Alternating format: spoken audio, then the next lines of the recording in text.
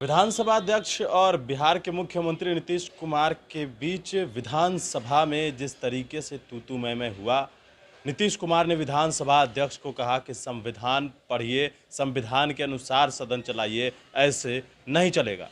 बात करेंगे, हमारे साथ पूर्व सांसद डॉक्टर अरुण कुमार हैं, लोजपा के वरिष्ठ नेता हैं, उनसे कि आखिरकार किस तरीके से देखते हैं ये जो मुख्यमंत्री नीतीश कुमार ने कहा है।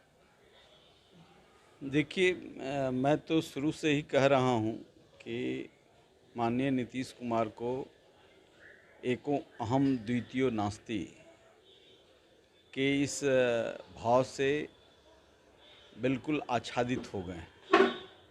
एको अहम द्वितीयो नास्ति, तो जहाँ ये भाव है, हम ही प्रधानमंत्री हैं, हम ही राष्ट्रपति हैं, हम ही विधानसभा के अध्यक्ष हैं, हम ही डीजी हैं, हम ही चीफ सेक्रेटरी हैं, हम ही सब कुछ हैं।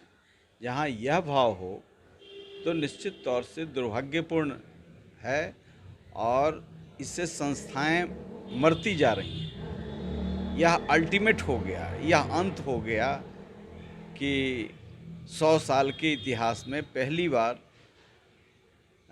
मुख्यमंत्री संसदीय परंपरा के उच्च मान्यताओं को ध्वस्त करते हुए डांट रहे हों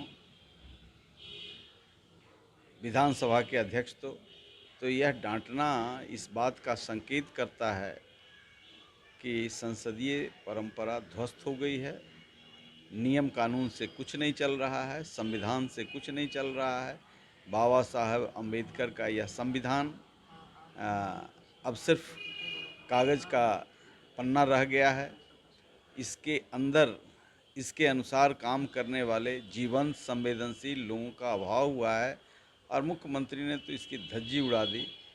यह दिन संसदीय जीवन के इतिहास में काला अध्याय के रूप में देखा जाएगा। सवाल ये है कि पहले तेजस्वी यादव पर उनको कई बार बोल चुके हैं, सदन के अंदर ही उन्होंने कहा कि तुम्हारे बाप को किसने लाया था, इस तरह की लैंग्वेज का इस्तेमाल कर चुके थे। और अब विधानसभा अध्यक्ष पर और कभी कभी परिषद में भी इस तरह से गुस्सा हो जाते हैं। आखिर क्या हो गया है उनको? जब आदमी आपा खो देता है तो वह आदमी नहीं रह पाता। आदमी जब आपा खो देता है, गुस्सा में आ जाता है, उनको बराबर गुस्सा आता है, मंच से भी गुस्सा आता है, आम जनता पर, प्रतिपक्ष पर भी गुस्सा आता है, सदन में ऑफिसर्स पर भी गुस्से आते हैं उनको। तो यह गुस्सा आना, यह कि इनका जो गुस्से में लिया गया निर्णय सब कुछ अनर्थ पैदा कर रहा है। एक गुस्से में लिया गया निर्णय सारी परंपराओं को ध्वस्त कर रहा है। इसलिए गुस्सा में जब आदमी आपा खो देता है तो शब्द का चयन, व्यवहार, विचार, आचार सब नष्ट हो जाता है।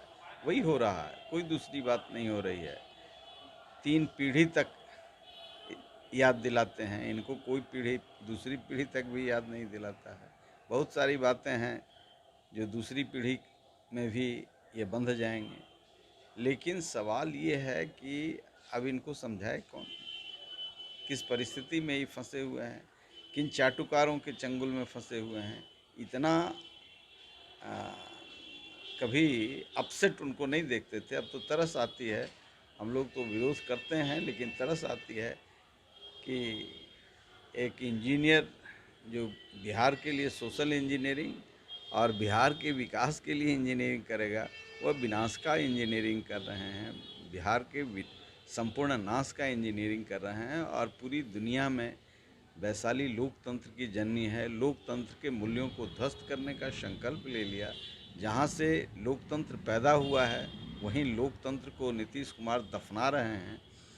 तो यह व्यक्ति तंत्र चलाना चाहते हैं, जनतंत्र लोकतंत्र के जगह पर ये व्यक्ति तंत्र चलाना चाहते हैं।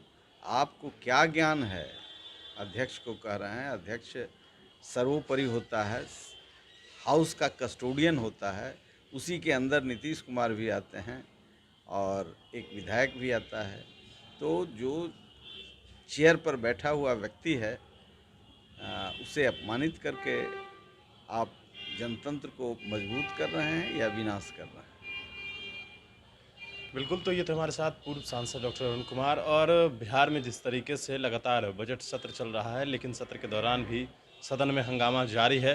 हालांकि सवाल जो थे हमने इनसे लिए हैं, उन्होंने कहा है कि जो मुख्यमंत्री नीतीश कुमार आए दिन गुस्सा हो रहे हैं, अपना आपा खो दे रहे हैं, जो सोशल इंजीनियर और जो जिस तरीके से विकास में इंजीनियरिंग की बात, तो ये विनाश कर देंगे। इस तरह की बातें जो है वो निकल कर सामने आई। अब देखना है कि आखिरकार आगे क्या होता है इस मसले को लेकर। जिस तरीके से विधानसभा अध्यक्ष ने कहा है कि 25 तारीख को विशेषाधिकार की बैठक बुलाएंगे। गणेश फाउंडेशन के साथ नमस्कार।